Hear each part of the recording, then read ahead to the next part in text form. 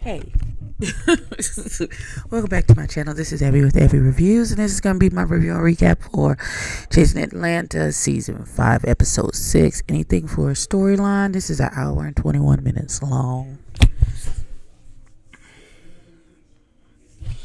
Alright, this is a 2-for-1 because I clearly naked faced it. So I need to get my face and stuff together for the day and start packing for my move tomorrow. So let's sit back and relax and enjoy. And hopefully it's not just okay. I ain't gonna make no promises about what's finna happen in these episodes, but we gonna see. Let's it's unplugged. Okay, let's see what we got going on, shall we? Okay, so we start off with Dominique, and he's having a conversation with his therapist friend. Um, and he has a lot of unresolved family trauma and issues um, regarding him coming out and how his family handled it and how they treated him and him leaving home at 17 to move to Atlanta and all of those things. And he's trying to figure out how to mend those relationships and things. This is the Dominique that I like. The one who dealing with real shit on real in real time. And the therapist uh, told him to uh, reach out to his family, not to get into like a drag down fight or anything like that, but just to start the healing process. Just call them. You don't want nothing. You don't need nothing. I'm just calling to check on you, see how you are, what you're doing, what's going on with you, that type of thing. Um, start to build the bridge and stuff. So he said that just the thought of that gives him anxiety, but he's going to try and make inroads and efforts to try and start to mend the relationship with his family. So we gonna see. But this is the Troy that I like. Real, raw, vulnerable, you know, that type of thing. So I'm glad they put this in. I'm glad they put this in. So let's continue. Okay. So we slide right back into the bullshit, cause here come Troy. So Dominique invited Troy. Who invites their friend, unless they're going to actively participate in some type of healing, or their psychologist asks for a support person to come with you because you're dealing with some heavy stuff and there may be some breakthroughs and they don't want you to be by yourself. Why would you invite your friend to your counseling session? That doesn't make any sense to me. But what do I know? I just work here. So Troy shows up and he brings with him a plethora of mess with him. So they talk about some text messages where they was at a birthday party and I don't know, something happened and Carl was there and let me see if I can't read the messages. Hold on. Hold on, y'all.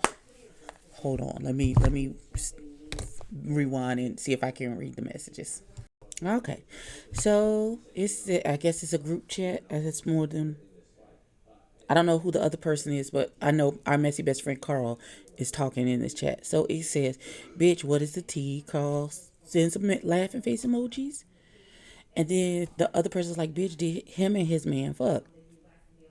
I'm thinking they mean what's the baby's name?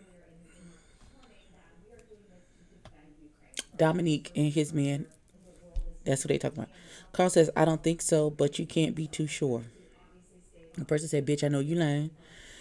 And Carl's like, no, I am not. He's like, "Do he have proof?" And a third person jumps in and says, "Who are y'all talking about?" Carl says, "It didn't sound like it, but he will pull shit out of nowhere." The other person, whose name initial is D, says, "Bitch, who y'all talking about?" Carl says, "Rico Cassadine." And nowhere in this conversation, because you know they love to show receipts, does it say that Rico is running around talking about he's got a bomb that he's going to drop onto Dominique. This Carl being messy with somebody else. At no point did he say Rico was running around saying that he slept with Dominique's man, any of those things.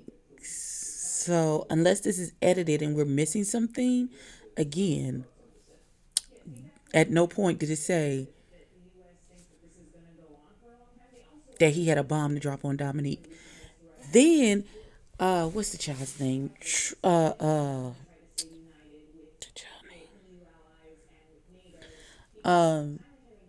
Troy says, well, he want to apologize, and now Dominique in the confessional is like, don't do it too soon because I'm traumatized and I'm triggered by and blah blah blah boo boo boo.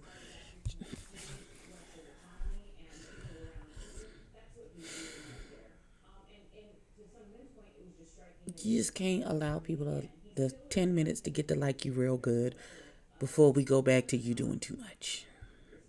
All right. Okay, so according to uh, Rico Cassadine, here's what the problem is. The issue is that Jay Amore is the third party in this he say, she say, they say, what said, who said it? Um, Situation. I have these tiny little quads that I'm using. We're gonna see what happens. But I'm starting here. So he's the one that was saying him, that they slept together. That Rico and what's the child's Dominique's boyfriend slept together. He's the one running around telling people that. And that he has a bomb that he wants to drop on Dominique. Rico is like, I don't even know that man. I ain't slept with that man. I don't know that man from Adam's house cat. And I never said I had a bomb to drop on Dominique. That's what he's saying. So this is when he was explaining everything to Ike, because he and Ike are in the studio because they gonna collab on this song, and Rico was speaking on how he sold his house and moved back in with his parents to help them take care of his 90-year-old autistic grandmother until she went on to be with the Lord and stuff. And so, that just happened, and he's still grieving her passing, and he is working on that. But he's saying that Jay Amore, and I guess Troy is the one who hyped Dominique up to jump in his face. And then he said, while he was down on the ground in the fight with the baby,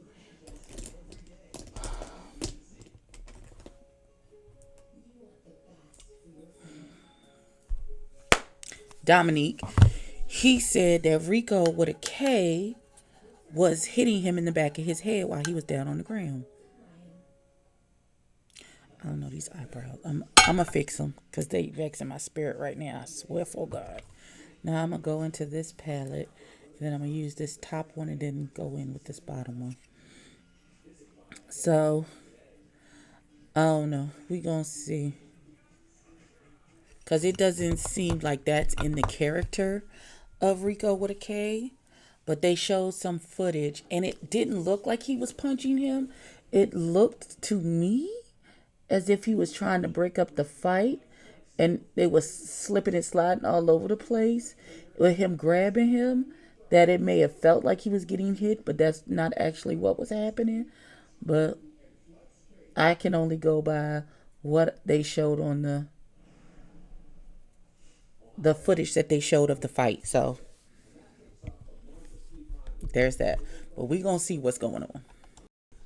All right, so we are with Mr. Aaron Thomas, and Aaron Thomas is meeting, I guess, I don't know if it's label or management.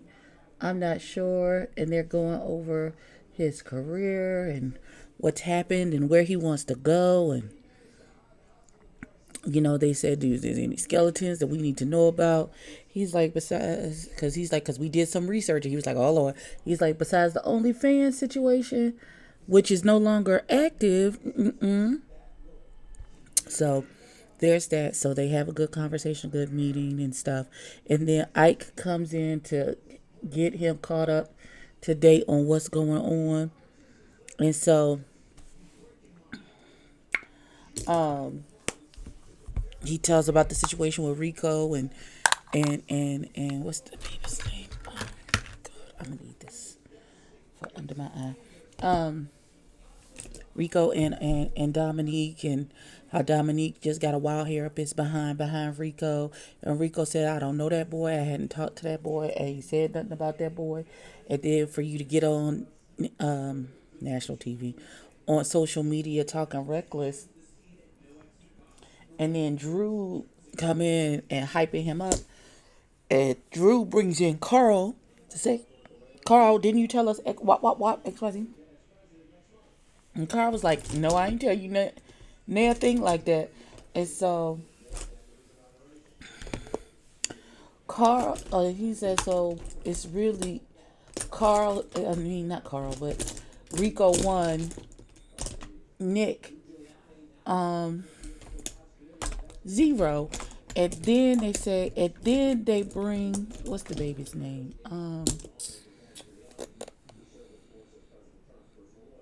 Rico with a K into it. And Rico said that, again, he didn't say that he had no bomb to drop on that boy. And now it's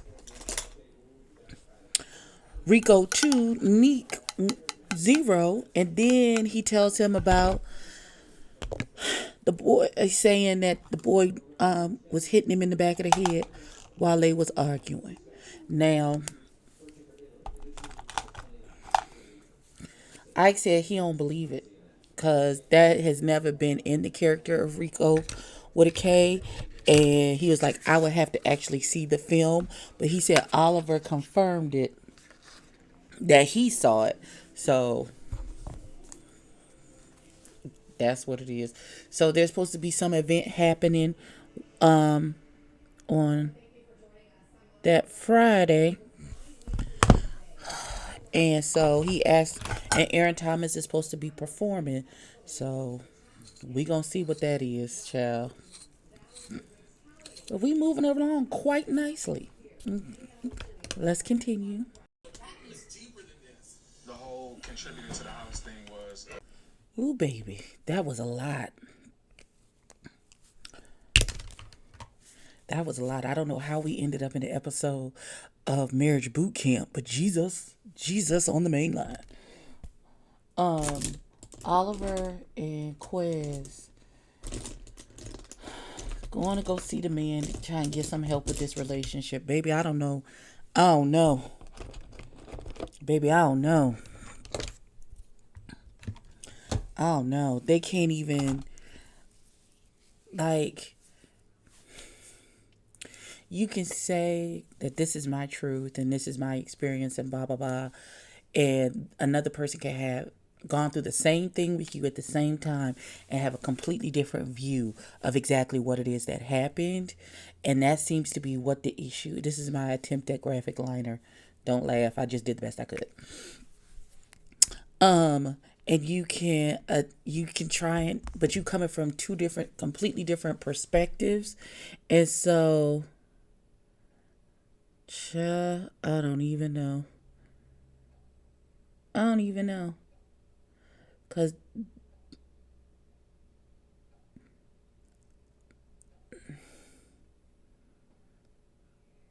it feels like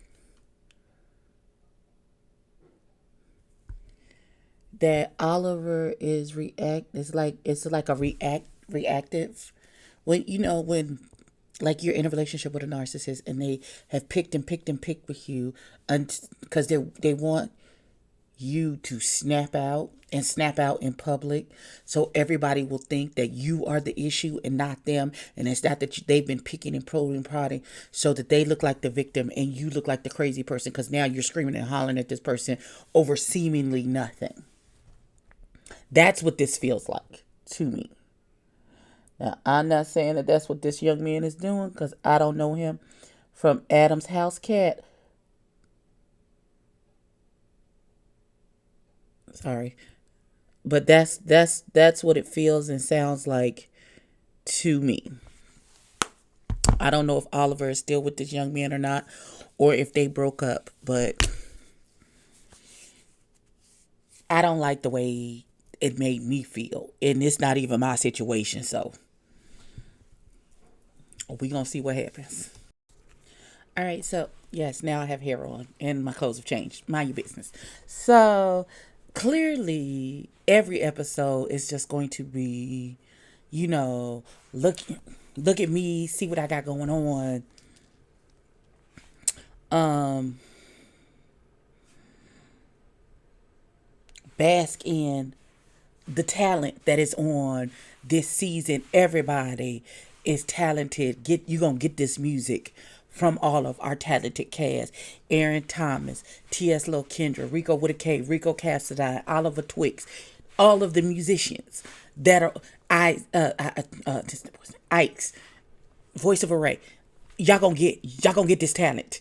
What you're not gonna say is all you do is perpetrate mess, and we don't never see the people doing what they supposed to be doing. The people is doing the things. Do you hear me? They're doing all of the things. And Auntie, listen, I'm like a proud auntie. Listen, I'm as proud of y'all. T.S. Lil Kendra, that red dress with your titties sitting like they was sitting. Mine don't sit like that, but still, they were sitting like they were supposed to be sitting. And the little crown and her makeup was beautiful. Listen, I'm here for all of it. Every single bit of it. I just want to say, Ondario, baby, you have done a masterful job this season of blending, child, these edges, honey, fix it. Of blending mess with them actually showing what they're chasing and what they're doing. You have, and it took some time for you to get here. And this is about the growth that we've seen with this particular show. Ain't nobody doing it like you, boo. And amazing. Amazing. Amazing. That's all I got to say about that. All right, we gonna finish out. Listen, I'm doing good because I ain't got but 20 minutes left in the episode. I'm doing good. I'm doing good today. Let's keep going. All right, so we've come from the kumbaya to let's jump into this mess. I don't know why they need a specific sit down meetup for this, but okay, fine. So Jaya Moore and Cameron are having a sit down about Jaya Moore supposedly saying that the baby is using him for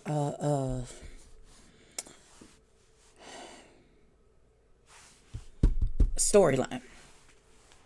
And Jaya Moore is like, that's not what I'm saying. I'm not saying that you are using me. I never said that.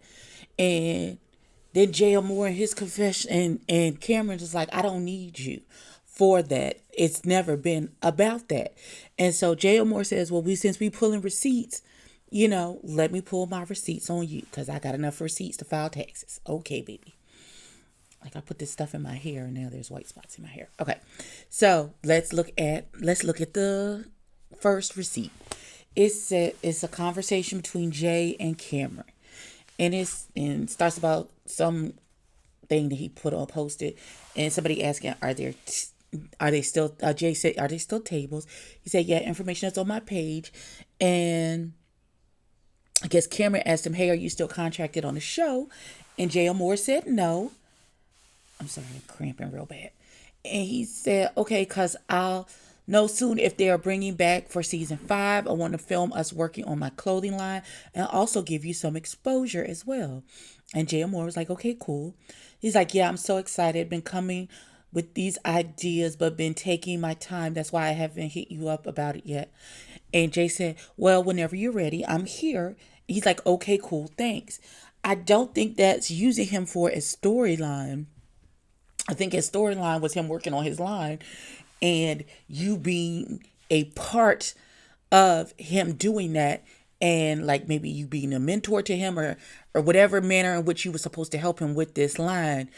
Not necessarily, that's not you being his storyline. That's not, those two things don't equate. It doesn't make any sense. So I'm confusion. Okay, so the second receipt, because I paused it. The charge from, what's the baby's name? Jay Amore, is that Cameron wanted him to be his ghost designer. He wanted this dress made, and he was going to pretend like he made the dress when he really just got the dress from Jay Amore. Now, I don't know what he told his client, that he would make the dress from scratch for his client, or if that was the look that they were going for, and he was styling her, and he was either going to pull or make sure that this is what the vision that they had for what the client wanted to wear. Not saying that he was going to take credit for making the dress, but he would source to get this particular dress for his client, because it doesn't say in the text messages. So I don't know how that, I don't know. I don't know. That whole conversation with J.R. Moore and Cameron was very passive aggressive and confusing. I'm not exactly I'm still not exactly sure what the issue is between these two children and why they still, I, I don't know. I don't know. And I'm struggling to care. I'm struggling. I'm struggling to care that they have an issue with each other, because it don't make no damn sense. So, I'm doing my best to make it in. I'm coming up on the rough side of the mountain. And I'm a hold to God. Because this conversation didn't make no fucking sense. That's all I got. That's how the episode ended. More drama to ensue next week. We gonna see what it is, what it happens, what it be like, what it's, listen. We gonna see what it is.